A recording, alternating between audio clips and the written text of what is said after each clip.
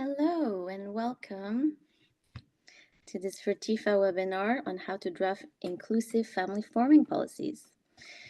Thank you so much for being prompt. I can see we have quite a few people here already. I'm just going to give it another minute. If people want to grab a drink or are having lunch, we're very happy to have you. Not like that. Hi, Gidon. Hi, Celine. How are you? I'm very well, thank you. Excited about our conversation. We have quite a few attendees still coming through, so I'm just going to give it a few more seconds. Also want to be respectful of people's time, so we'll get starting shortly.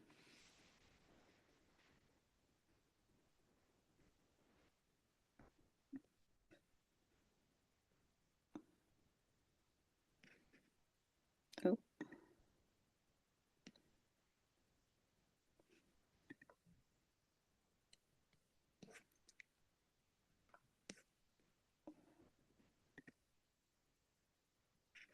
Right.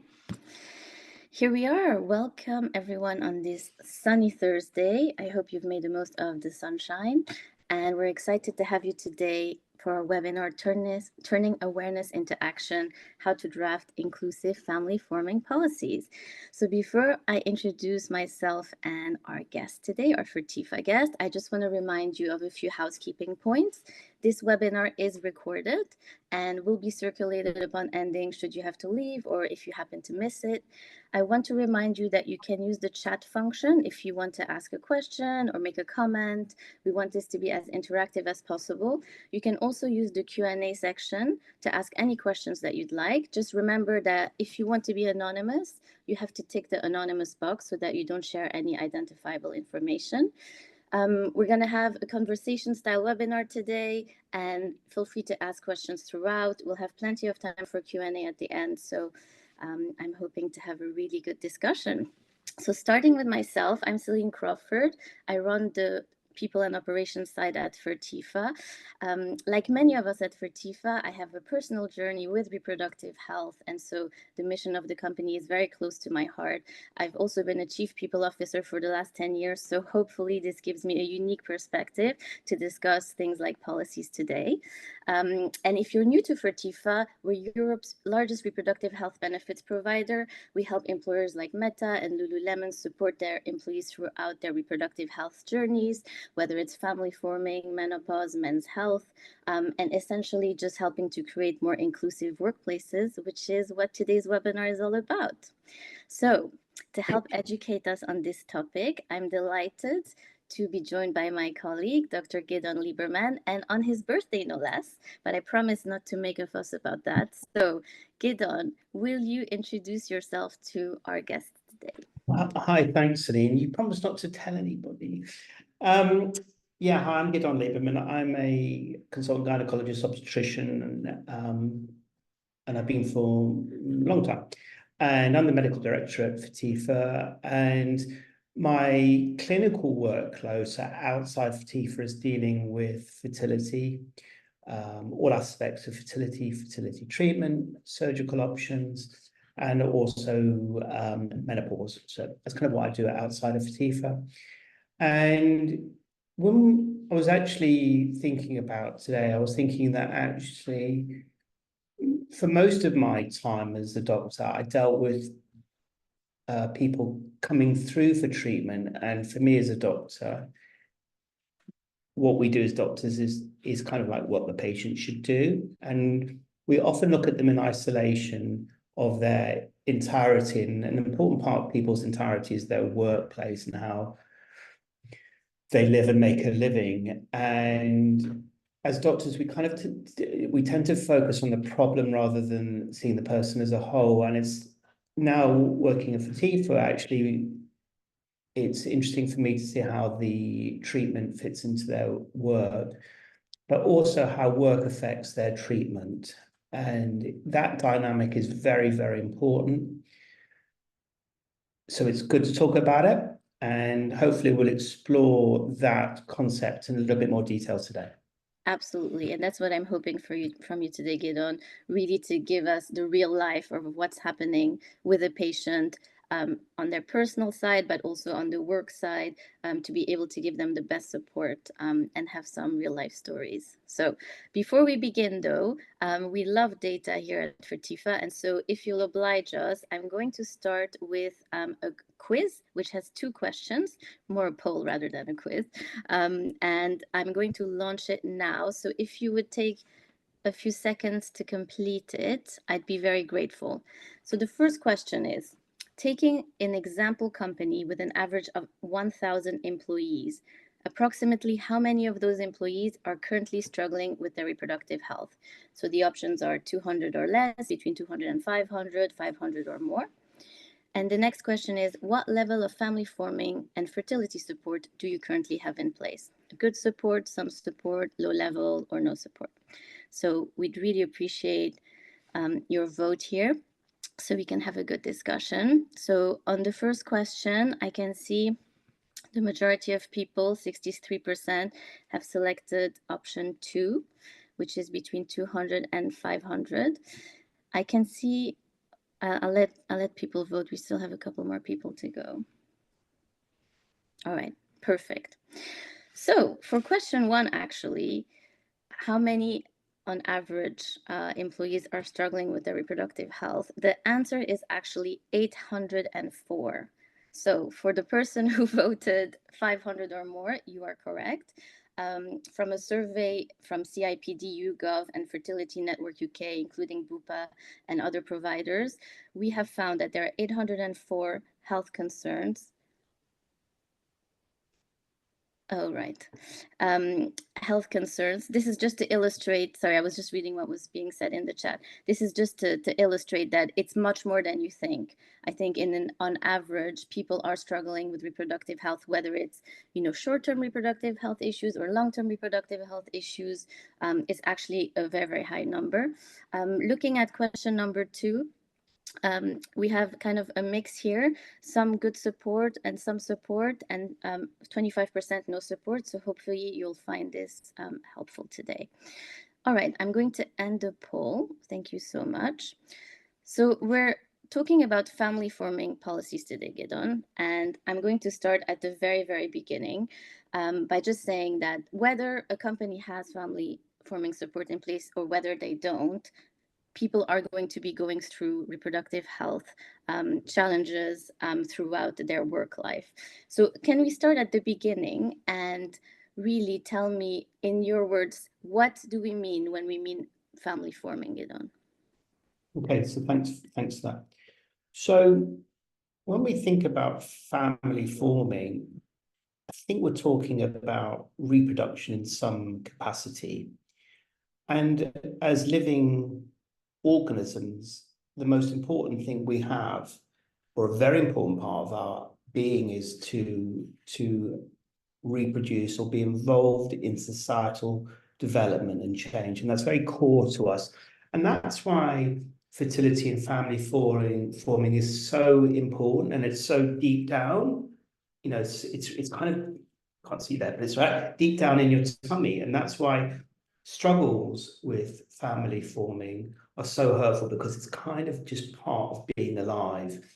And I'm not specifically just talking about having your own children, but actually talking about the development of society, of nurturing of the village, of development. And that's so important to us as being living organisms. And that's why it's so important to understand the drive and the pain that it comes for people who are unable to participate. So when we think about family forming, obviously having children is important. It may be having children with your own sperm eggs. It may be having children through surrogacy. It may be, for lots and lots of people, adoption and fostering. But for me, the most important concept is not the biological relationship, but actually the nurturing that's involved for the next generation and for society around us.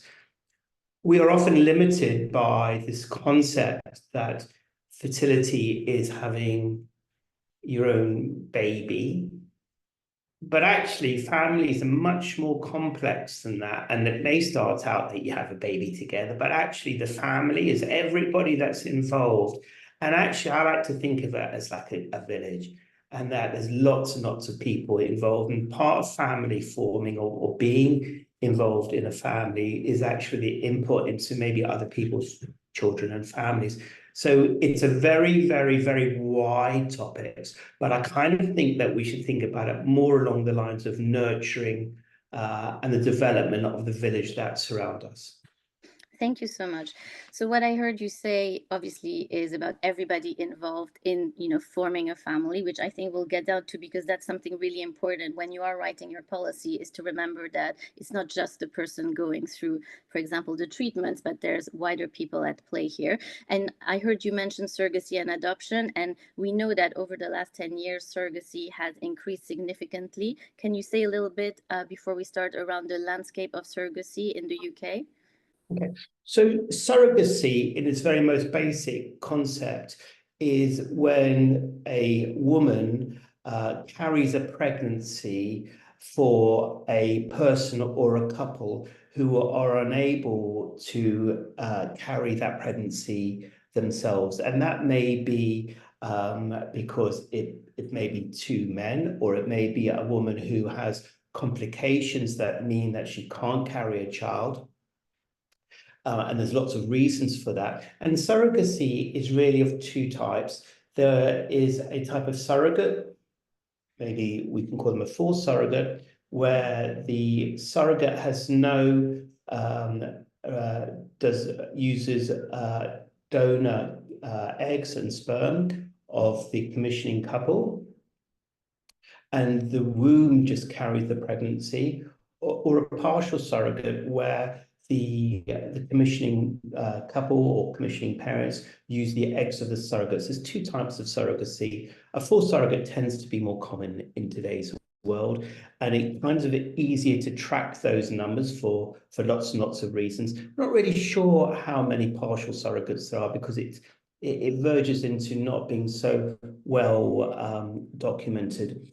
So there's those two types of surrogacy. Now, in the United Kingdom, the United Kingdom, the surrogates have to be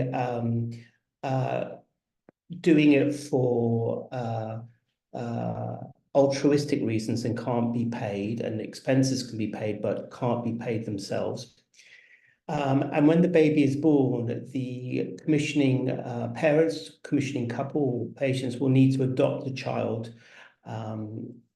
through the family court, which is normally a straightforward process, but actually it's the acknowledgement that that needs to be undertaken.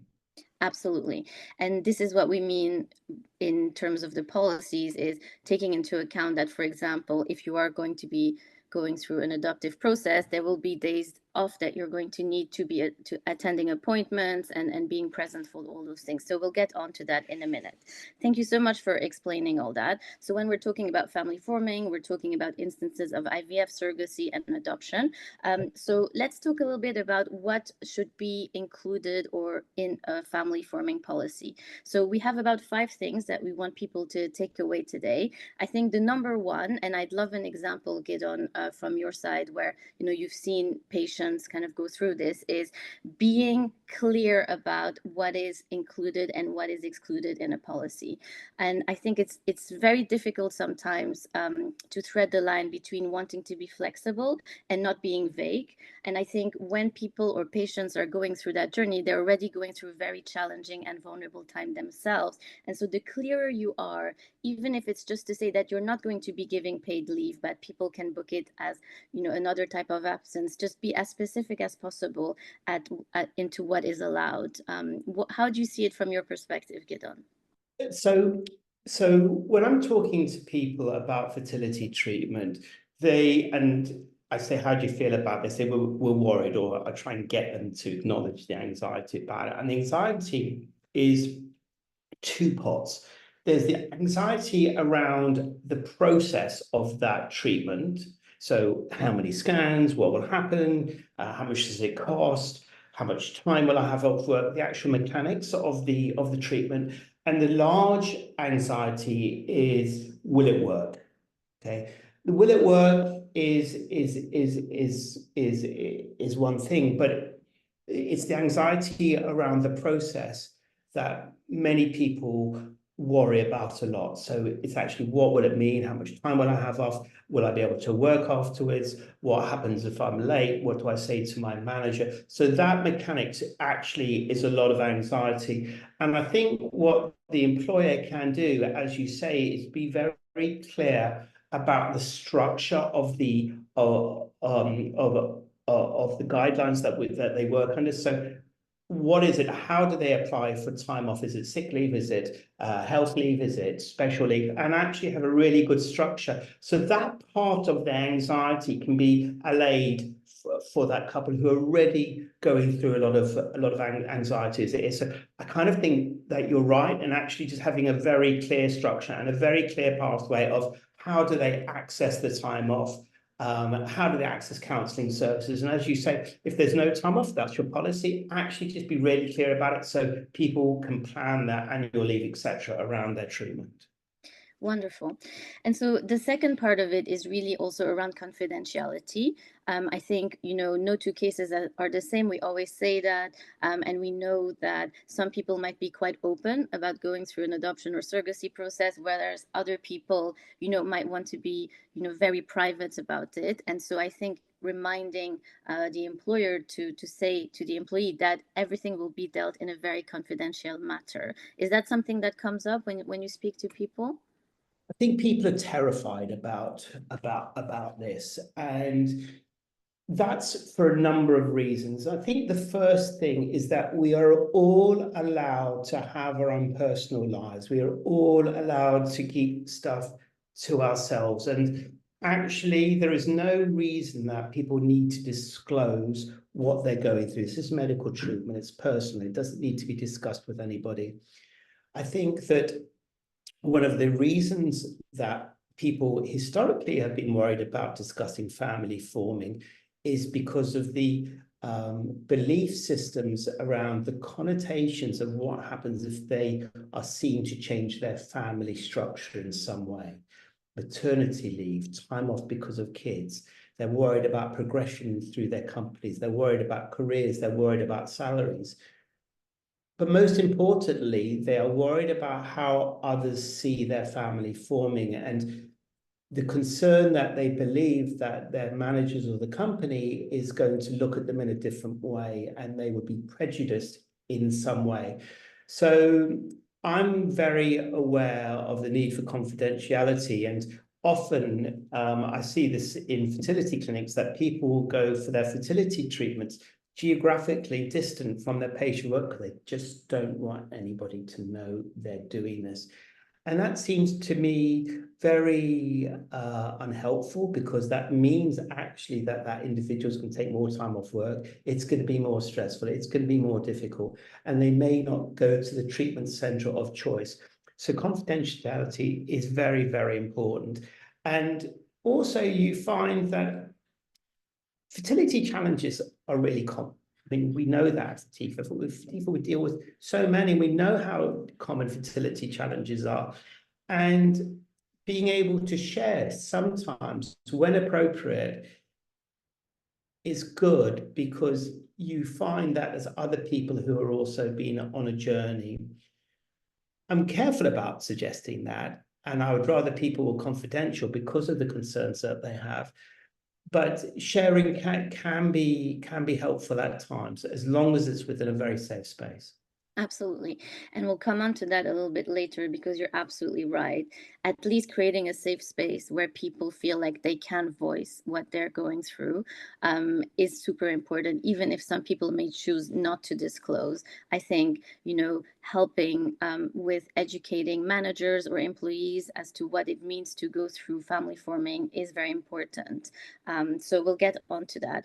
The third point I wanted to talk about was really around the language. So we often say that trying to simplify the language as much as possible, because it can be quite complicated. We also know that sometimes employees look at work policies first and foremost to try and educate themselves as well. Yes, they go to the NHS and sites, but they're trying to get more information from the employer.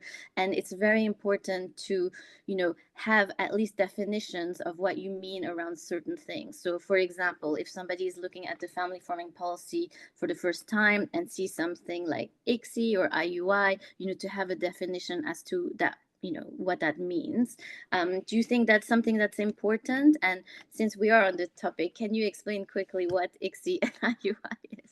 Okay, thanks very much for that. I think for me that the important concept is like what is very top line. So there should be this understanding that family forming is important, and that there should be some leeway or clarity, as we said, in how people are looked after or supported in their journey. And it doesn't matter what their journey is in a lot of ways. So thanks for that. So IUI and IVF and ICSI. So IUI and IVF ICSI, and we'll just put them in one package together, IVF ICSI in one package and IUI. The difference between those types of treatment: in IUI, only sperm leaves the body and the sperm is prepared and put inside the uterus. Okay, intrauterine insemination, that can be done with donor sperm or partner sperm. In IVF ICSI, both sperm and eggs leave the body, they're combined outside of the body and then put back inside the womb. Okay, so that's IVF ICSI. And the difference between IVF and ICSI is actually how we merge the sperm and egg, or how we fertilize the egg and sperm. With IVF, you merely surround the egg with 100,000 sperm, and nature decides which sperm will fertilize the egg. In ICSI, one sperm, a single sperm cell, is injected directly into an egg cell to cause fertilization. So IVF ICSI is one group, which is much more invasive and tends to be much more successful. IUI is far less invasive but less successful. So that's kind of that's the main difference. And we use different treatments, IUI or IVF ICSI, for different problems. Yeah, wonderful. Thank you so much. So, the way that we structure, or we advise our clients to structure their policies, is really to start with kind of a glossary of these terms. And we always say as well that, we're always learning. So, the way that we might express ourselves might change, and we're always open to learning and making sure that we're using the right terms for the right things. So these policies should definitely be living and breathing documents. So the next point I wanted to talk about was around assumptions. And I'd love to hear some examples from your side, because what's really important in family forming is to take into account all modern representations of families today. And that might mean there is not always a partner, that might mean there is more than one partner. Can you tell me a little bit more from your side of the fence, what that can look like, Gidon? Yeah, so this is another aspect that I was just thinking about while you were talking then, is actually being open to all types of family forming. And we know that families come in different shapes, sizes, and mixes, and we have to be open to that and acknowledge that families they're just different. Everybody's family is a little bit different, and we have to treat all family forming in the same way, and that we can't discriminate between one type of family forming or another, because these are all family forming, and we have different personal feelings about these things, but we live in a society where all these things are legal, and we have to be open to different ways of family forming. So when we think about different options with family forming, I think your question was using about donor sperm and eggs. Was that sorry? My question was more general around, when you're writing, whether it's your family forming or even kind of parental leave policies, you don't assume there's always a partner, or don't assume that there's only one partner, that you really need to take into account, the different formations of modern families. Yeah, absolutely. And I think this is so important. And an example that I often use is I'll be talking to a woman or a couple where they need to use donated sperm, eggs, or embryos. And this is always a really difficult conversation most of the time. Why? Because people don't want to use donated sperm or eggs because this doesn't feel right to us. And the first pushback I'll always get is, it's not my baby. Okay, that's the first pushback that I'll always get. And I explain that there may be not a genetic link to the mum or the dad, but there's definitely a biological link to the mum. Why? Because even if a donor egg is used, the embryo and the pregnancy is carried within the woman. She'll give birth to the woman, she'll breastfeed the woman, and the couple will nurture that child. And there's definitely a biological relationship. May not be genetic, but definitely biological. And I give a few examples of that. And then I say, well, next time you walk down the street, we can all do this test this weekend. Walk down the high street in the park this weekend. It's going to be a nice weekend. Look at a group of people and look at them and they think, is that the mum and dad with the children? Is it the aunt and uncle? What is the relationship? And actually, it's very difficult to figure it out. And it kind of doesn't matter as long as there's a loving unit involved in nurturing the child. And that comes back to where I started from. In actually family forming, there's a lot more than just a biological relationship to an individual. It's this concept of nurturing the people around us. So families come in different shapes and sizes, and we have to acknowledge that through personal choice or biological need, different constituents are required to create the family, and we just need to be open about that. Amazing, thank you. So I want to move next to practicalities, because I think this is something that people ask us about all the time. But before we get there, I just wanted to recap what we should include in a policy is: one, be very clear; second, ensure confidentiality; third, don't make assumptions, whether around the partners or what people are going to go through; and fourth is around the language. So try to explain as much as possible the different terms in the language in the policy, and use simple words where possible. So the final chapter of this is really around practicalities, and we always get asked, of course, about time off, right? So how much time off should we get? What's the right amount of time off? And it is a very difficult question to answer, because we always say we can give a recommendation depending on what people will go through in terms of treatments, but then it's the choice of the company to decide how much time individuals can get. As long as you're clear about what that is, whether it's paid or unpaid, and if it's capped, etc., the clearer the better, essentially. Having said all that, I did want to kind of talk to you around, I guess, our own policy, or what we usually recommend. When we're going through fertility treatment, we tend to recommend around 5 days per treatment cycle. What do you think about that, I guess, from a medical point of view?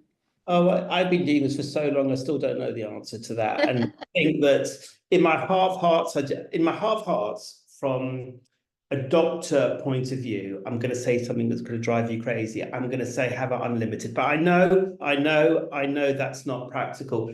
The reason I say that is because I've got no idea how much time a treatment would take. Now, and there's different types of treatment. So if we're talking about IUI, I would say 4 half sessions, 4 half days. If we're talking about IVF, maybe 7 half days. That would be about the time frame that I'm thinking about. But I'm not going to let you hold me to that, because I don't know. Because for people A and people B, there'll be a difference there. But that's kind of the times that that's kind of how much time I'm thinking about. But it's difficult because of individual. What I would say is that one has to think about not just the time of the appointment, the scan, the procedure, the whatever, but actually it's traveling there and traveling back, and actually decompressing after good news and decompressing after bad news is very, because for those of us who have either been through fertility journeys or work in the fertility industry, you kind of like a lot of your life hangs on this, on the outcomes of the scan, of what the doctor or the nurse says, of what it means. And it's not surprising that people are really not blinkered, but just that's really what they're thinking about. And they need to have time to decompress afterwards and get their head back into a workspace. And I think that's really important in understanding. So it's not just physical time, but I think, and we've alluded to this slightly, is actually the policy needs to encompass not just time, but actual intensity and type of work that people do, because you don't want to give somebody a really tricky task if they've just had a fertility scan, because it won't be done well.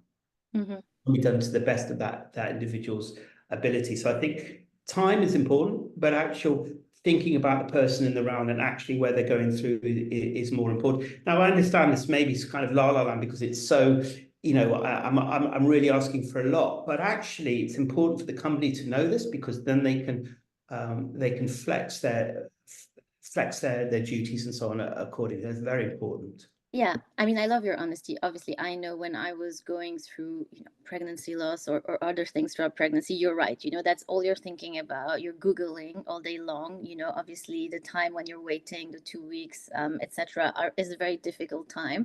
So it is very difficult to give an exact amount of time. I think our recommendations to our clients is really to start with a number. So, for example, if you said you're going to give 5 days per treatment cycle, that's a good place to start. If the person then needs more, they can work with the people team, they can work with HR to put together a personal plan. Again, that would be confidential so that they can work collaboratively, hand in hand. We always say there's the three people involved: the employee, their manager, and the people team. And so that's a triad that can work collaboratively together. And I think, that is definitely kind of a good place to start. I see a question here. When it comes to time off, how do we allow for people who may need more than one treatment cycle? Is it 5 days off per treatment cycle or in total? So again, it depends on the company. In the policy that we've written, we have said per treatment cycle, but we have said a maximum of 15 days, for example, paid per year. And so if somebody needs more than that, I think it goes back to working together on a case-by-case basis, to coming up with a plan. But what do you think with that approach, Gideon? Yeah, I think whatever approach you have is a good approach as long as you have an approach, and I think that's a very fair approach. I think it's for some, the minority, it's not going to be enough, but I think for the majority of people that is more, not more than enough, but adequate. I think just one thing I was thinking about when we were talking about this, and I was just thinking about from a medical point of view and what I see day to day, is that a lot of fertility pressure falls on the shoulders of the female partner. Okay. And women take on that pressure. Okay. So I always try and encourage the partner to attend as much as possible, to share the pressure, to share the proceedings about what's going on,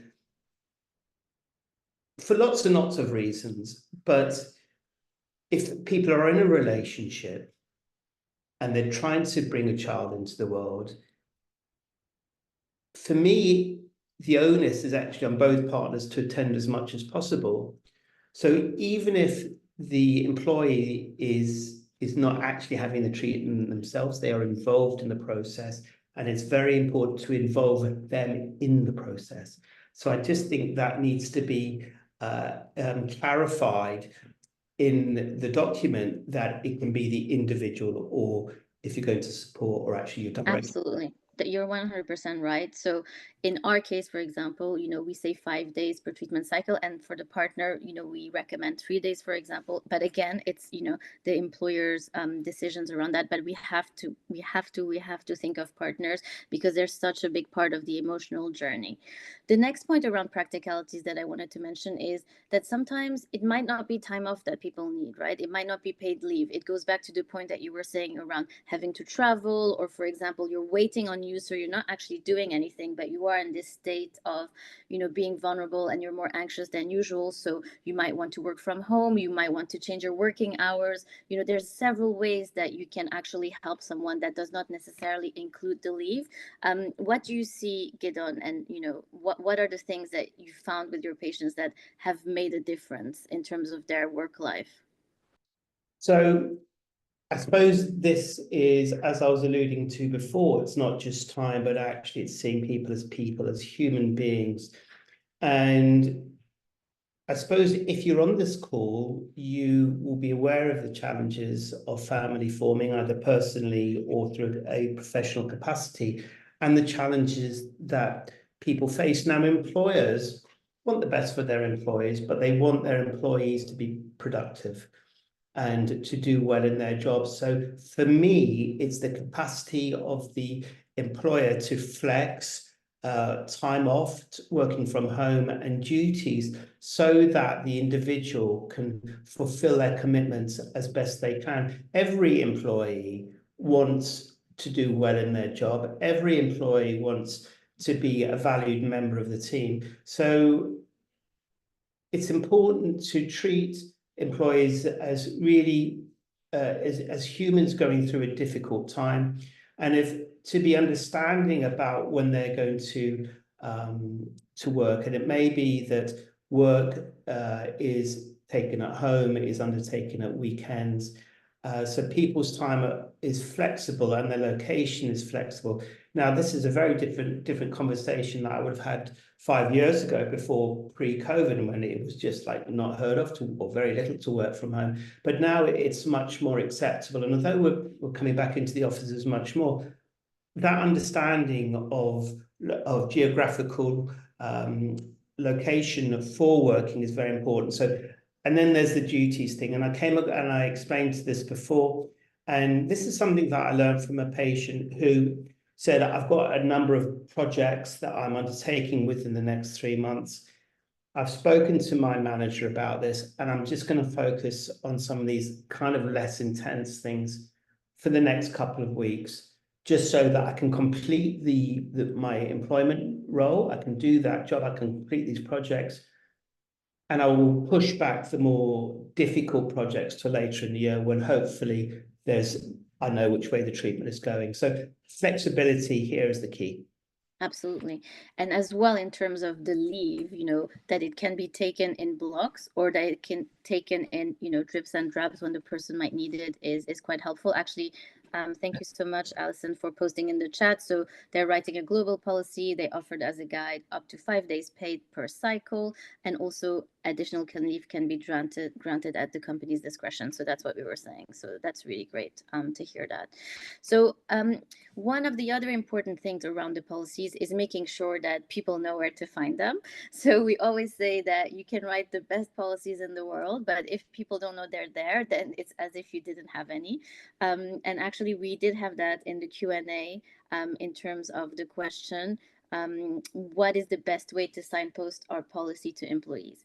So, given workforces are very, very different, I think in these cases, over communication is key. So in our experience, making sure that you signpost it in the onboarding process, whether it's within specific policies folder or in your employee handbook, whichever way you organize yourself. Maybe you have an internal wiki in your company, or a repository where you put all these things. Make sure that people know how to access it, and make sure that you remind them where it is from time to time, because people won't really know that they need it until they need it, so to speak. So that's the first thing. The second thing is really to make sure that managers understand the policies and understand where to find them on behalf of their employees, because they are often the first person that people go to share these challenges with. So that's very important. But essentially, try to communicate about it as much as possible.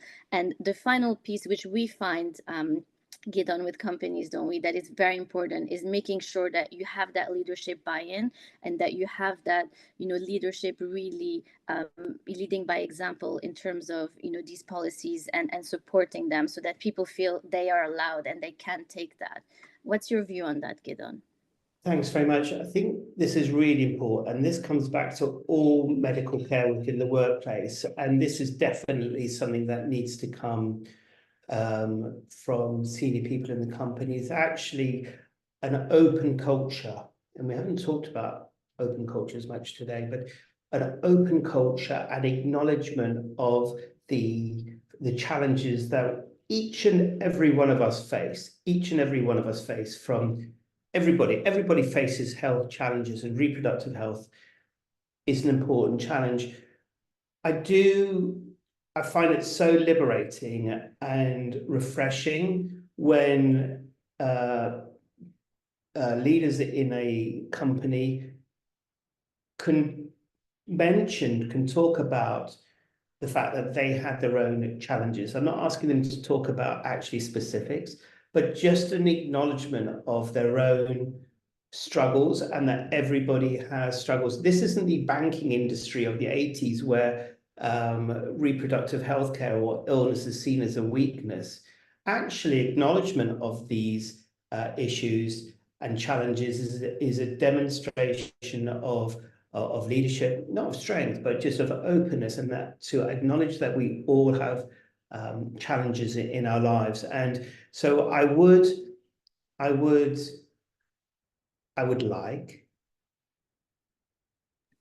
like a culture where people, whatever they do in the company, say, yeah, I had troubles with this. I had depression.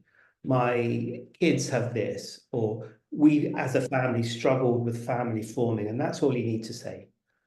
And we needed support. You need support. We've got a structure and a process for it, and actually the acknowledgement. And once you name the fear, once you acknowledge the fear disappears in a lot of ways, and we know that. So actually telling people that they themselves have been through a process, I think, is very helpful. I love this. If you take anything away from today, it's what you just said. I think it's so important to have an open culture, and it's so important to lead by example. So thank you for kind of humanizing this, because it is a very tough time, and we should, as employers, support our employees. And as I said in the beginning, they will be going through this whether you know it or not, whether you like it or not. So I will repeat how to communicate the policy, because I just saw that in the Q&A. Again, it's quite personal to yourself as an organization, depending on your culture. But a good idea is to make sure that in the onboarding process, employees know where to find the policies, making sure that they're part of an employee handbook or your policies handbook. And we do advise for these policies to be reviewed at least annually. So upon updating these policies, make sure you are recommunicating with the company where they are, what's changed, and where they can find them. But there are other ways as well, which brings us to kind of the last chapter of our conversation. And it's kind of how far can employers go in terms of the support. Obviously, it starts with a policy. I think if you want to start anywhere, that's a great place to start. We have seen it go quite deep in terms of emotional support and even financial support. Some of our clients offer reimbursements. So how have you seen it from your side, Gideon, in terms of the level of support, not just for TIFA, but also around, that is very helpful to help employees through this journey? So I think that, as you say, there's where I struggled with this concept when I came into the employer benefit side is actually, for me as a doctor, I'm a kind of protocol driven. Everything has to have a process. The fact is that there's no one answer, and there isn't one template that you can put on everybody, and you have to find an answer that's right for your company size and the number of employees and so on. So I think the first thing that I would say is that you have to find an answer that's right for you. And my finger in the air is, if it feels right, it's probably right. You should always err on the side of flexibility and generosity rather than minimalism. But lots of companies, and lots of companies that we work with, they're small, they're startups, and there isn't. So for me, the most important thing is the acknowledgement of the fact that people will have reproductive health challenges, and the concept that the employer will do their best to try and support and look after them in the confines of actually their company, because a big company will have more resources than a small company. So I think it's just the naming it, saying you're going to have problems. We're going to try and help you as much as we can. So that's very important. I was going to think about something else, but I just forgot what it was actually. But it's actually naming the fact that you can have a problem, talking about it. Oh yes, and then having a culture where it can be discussed and open. Now, I sort of struggle with this concept a little bit, and some employers have it and some don't, where there will be a champion who would be, or a person who would run a user group, it'd be on Slack or whatever internal Yeah. channels that you have, to be a focus for where people who are going through family forming or reproductive health challenges, menopause or fertility, whatever, men's and women or whatever, they can discuss where they are, and not to say the treatment that I'm going through, but actually just to say it's good to be surrounded by people who also understand the challenges that the individual has, and where they go. I'm careful about it because you don't want misinformation and you don't want it to be too Yeah. judgmental but actually the general themes of I'm having a bit of a rubbish day, and then somebody says we all have rubbish days, and actually just to hear that is good. Yeah, absolutely. I think you're mentioning ERG, so employee resource group, which can be done in a very, very formal way, or as you say, just having one person who's very passionate or, wants to help that cause, especially, championing the issues and again, creating a safe space to find practical solutions as to what might be helpful in the company that they have. I think that's super important. Also, surveying your population. So, as we said, some people might not tell you about what they're going through, but in an employee survey, they might feel more comfortable on an anonymous basis to tell you what they might be needing. And so, if you get a lot of data around something, you might be able to find a solution together. Training managers as well is very important. And I think, as you said, the most important thing really is to create a safe space. And if you wanted to start anywhere, do start with, having a policy. I am going to share with everyone our own policy template in case you wanted to use that for inspiration. So feel free to download that. While I actually now will open it to the Q&A. Before we wrap up, I just want to make sure that we get a chance to answer some of these questions that we had. So starting from the top, Gidon, one for you. A question: do you still need to go through adoption even if it's your own eggs and sperm? Yes. So I know it sounds weird, and I know it sounds weird, but yes, you do. It's normally a well-trodden path through the family court. Prior to having surrogacy, it's advisory, if not mandatory, to get some legal advice. But yes, and the reason is because the baby is born from another person, that the process needs to be adoption. That's in the UK. In different parts of the world, the legality changes. Certainly in the States, where lots of people go, we haven't gone into that today, where a lot of people go for surrogacy, the law is different, and actually it's different in different states.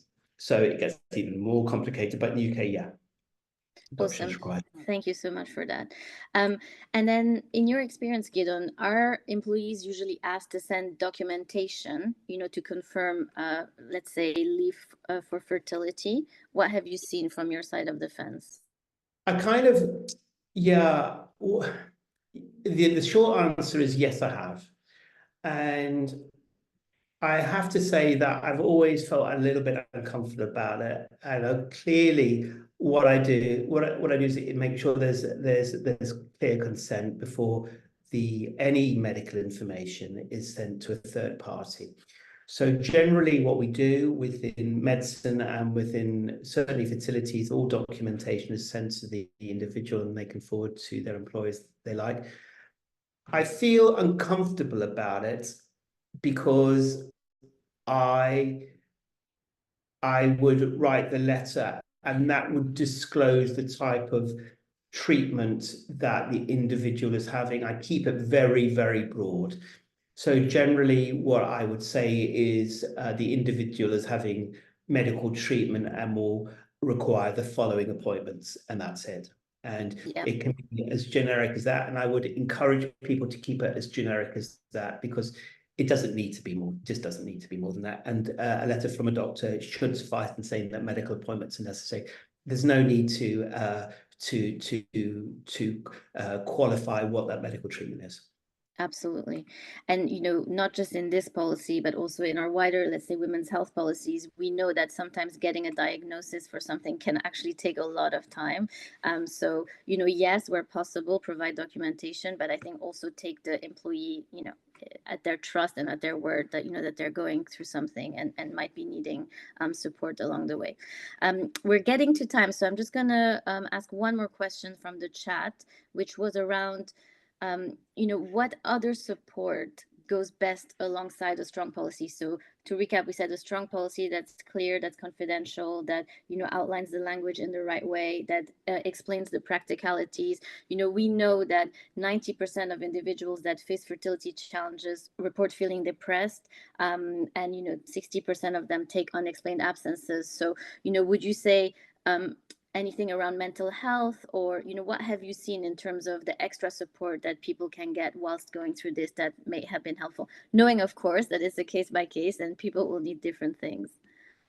What I can say for certain, 100% certainty, is that the vast majority of people that turn up in front of me have been through a psychological journey for some time before they turn up on my in front of me. And I want to tell you, for those that are struggling, turning up in front at a fertility clinic is the last place they want to be in the world. It is the last place, talking to a stranger about something that's so intimate and personal. They do not want to be there. And they have gone through a psychological journey already. And it's not apparent. It's often not apparent physically, but inside people are burning up, and it's so awful. And I think that as clinicians, doctors, nurses, therapists, we just don't get it because we can't see it, but it is there. So psychological support, is it going to make a difference to outcome? Debatable, probably not. But what's really important is that when the people reflect on this episode of time, they need to understand and believe that that was a difficult time, but it was as good as it could have been. And that has lifelong implications, both personally and in the workplace. So psychological support cannot be underestimated in making sure that unit of people are as well as they can be. What a great place to end, Gidon. Thank you so much. I want to thank everyone for joining us today. We'll circulate a recording of this webinar if you would like to share it. And very grateful for all the questions. We hope you found it insightful. And Gidon, as always, I loved our conversation. And hopefully until our next webinar together. Thank you, everyone. Bye, everybody. Bye. Take care. Have a good weekend.